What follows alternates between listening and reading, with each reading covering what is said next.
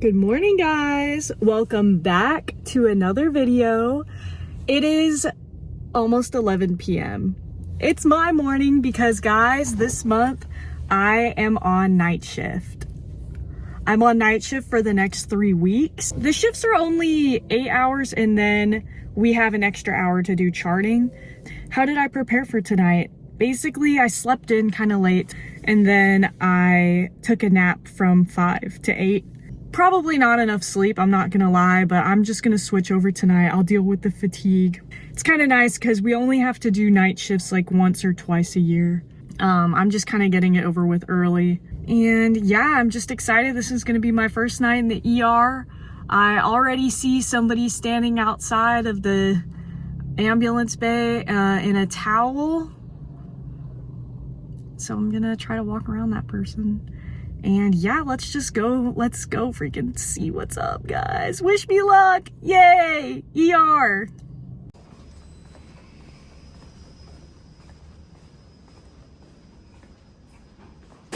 What is that? Oh my gosh, it's a little fish. He was in this path.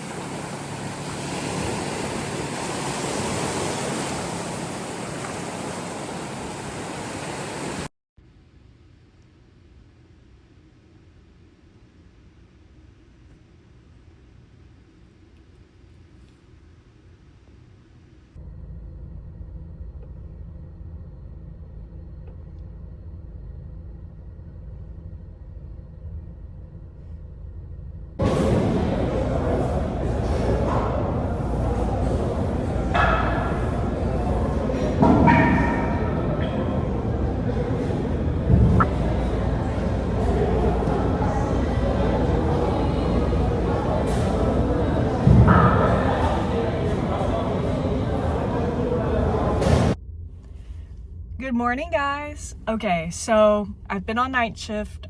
This is gonna be my 4th night shift. I haven't really been filming it. I regret it. Not much to film while I'm there, if I'm being honest. It's balls to the wall. When I get there, I sign in and I start seeing patients. My shift is from 11 p.m. to 7 a.m. So it's only 8 hours. It's kind of not that bad, honestly. And I feel like I've officially switched over. I am a vampire now. I sleep from like 10 a.m. to 5 p.m. It's kind of nice to sleep during the heat of the day. Yeah, let's see what tonight has in store for us. I'll update you in the morning. I have conference in the morning. So the conference is where all of the emergency medicine residents meet up and we have lectures about common things we see in the ED and less common things and how to treat them. And it's kind of like a meeting day for us. So I get to get out at 10. It usually goes till noon, but I get out at 10 since I'm working night shift. It's almost 11 now. I leave at 10 a.m. so I have 11 hours ahead of me. Let's do it. 1, 2, 3, 4 ambulances and a fire truck. Okay.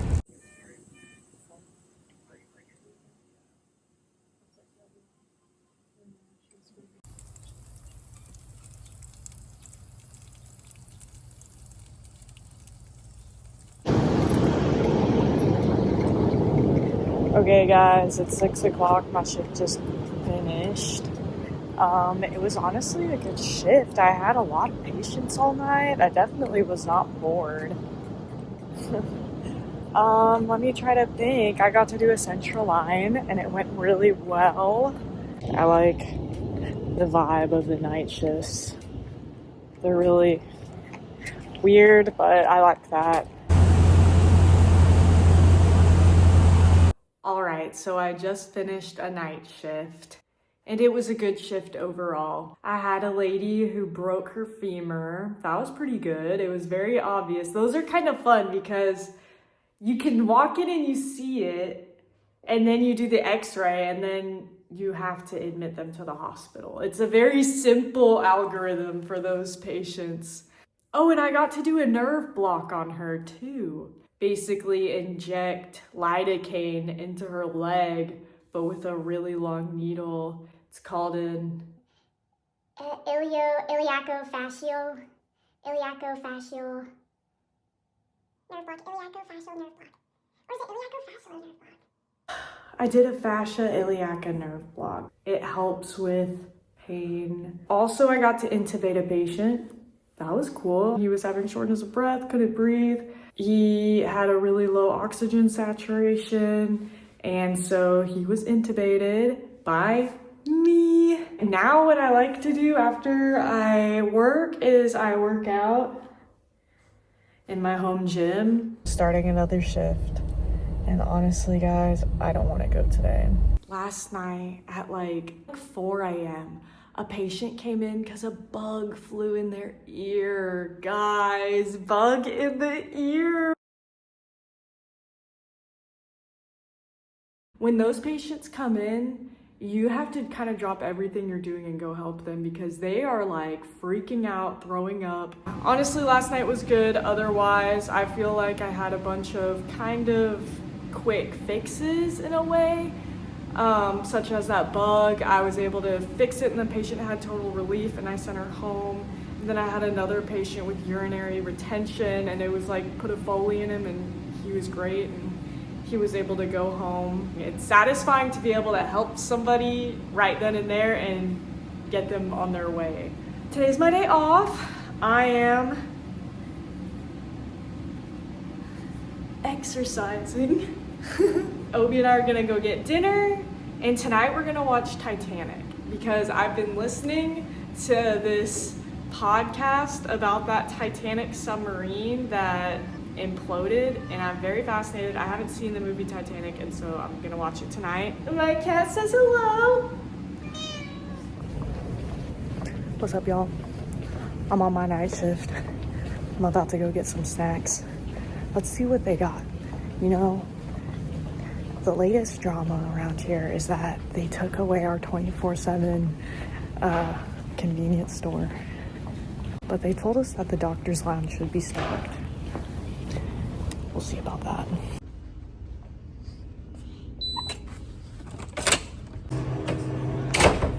This is what we're working with. It's honestly not bad, but it's kind of not great. Also, we have this and some fruit. This is what I'm getting. Leave a comment, guys. What would you get from this?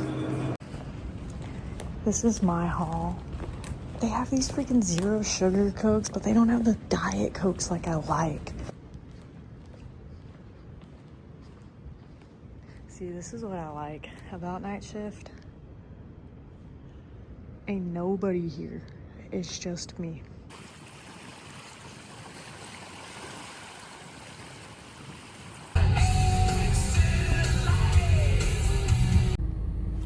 Yay, guys. It is my last night shift. My 20th night shift. And it's finally over.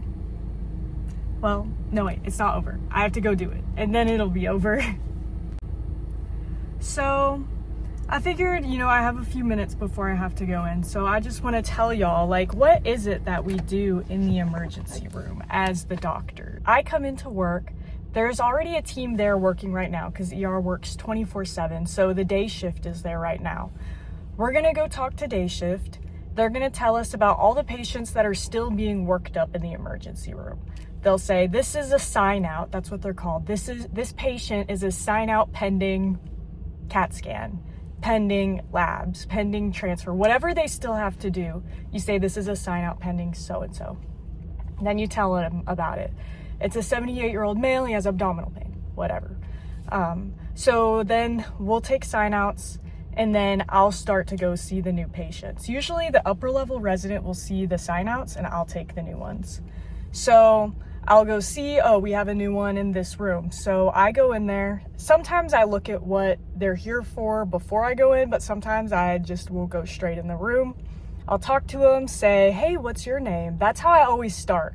Because if they're able to tell you their name, then they're better off than somebody who can't tell you their name. You know what I mean? And it's an introduction. I say, who'd you bring with you? Oh, well, it's nice to meet you both. So tell me what's happening. What brought you to the ER? They'll say, oh, whatever their complaint is. Oh, I have abdominal pain. Okay. So I ask, how long has it been going on for? Does anything make it worse? Does anything make it better? Have you seen anybody for this yet? Why did you decide to come in tonight? Nausea, vomiting, ask them about their symptoms. After that, I'll do a physical exam on them, so head to toe, and then I'll focus in on whatever's wrong with them. So if they're complaining of like a headache or a seizure or like maybe even a stroke, I do a good neuro exam. Versus if they're complaining of abdominal pain, then I'll press on their belly, and do some more physical exam tests that I have for that. So after all that's done, I tell them like, oh, you know what? This is what we're gonna do. It could be this, could be that, or I don't even know what it is. Like, I'm gonna get some labs. I'm gonna see what has already been done for you and see what else I need to do. So I'll go back to my desk. I'll think of what I'm gonna say, and then I tell the attending physician, hey, I tell them about our interaction, and I tell them what my plan is. I'm gonna get labs, I'm gonna get an EKG, I'm gonna get imaging. So I put in the orders, and then I'll start a note depending on how many patients there are. If I need to go see another one, I'll go see him. Otherwise, I'll just put a quick little blurb in. This is a so-and-so presenting with this. I'll put their physical exam in, and then I'll revisit the note later. But usually I like to just start with something so that I can remember what I'm doing. And that's basically it. In the meantime, I'll go see patients. If I need to do a procedure, I'll go do that. And then I wait for the results to come back. Usually if it's imaging, I can scroll through the images and I can get a pretty good idea of what's going on, but we'll wait for the radiologist to give their final say. I'll look at the labs, I look at the EKG. Honestly, right now, I still don't really understand EKGs that well, but I do see them every day, so I'm getting better every day, I think. After all the results are back, I determine what do I need to do next. Do I need to admit them to the hospital and call the hospitalist? Or can I send them home? Or do I need to get a specialist involved? Like, I've had to call the ear, nose, throat doctor before and the ophthalmologist before and be like, what do you want me to do with this? Or like, usually I have a more specific question than that. So at that point, we decide on their disposition. Where are they going? Are they coming into the hospital? Are they going home? Or are they going to a different hospital, one with like a transplant center? So that's basically the gist of it. And then wash, rinse, repeat for 8 hours straight. Anything can come in, literally anything, and we cannot turn them away. They are all entitled to at least a screening exam, if not more than that. If you go to the emergency room anywhere, regardless of who you are, what you've done, if you have any money, if you're uninsured, we will see you and we will treat you to the best of our ability. So that is the life or the job of an ER doctor. Let's go live it. And then maybe before you leave, we can just like completely like change off and stuff. What time do you go? 6:30. Okay, like maybe 6:15ish. Okay, y'all, I'm editing this video and I'm realizing that I didn't film an outro. So guys, that was my month on nights. Thank you so much for watching. That was a lot of fun and I have great things up ahead. I'm going to the pediatric ER next. So a month of pediatric emergency room. Let's go do it. I'll see you in the next video, guys.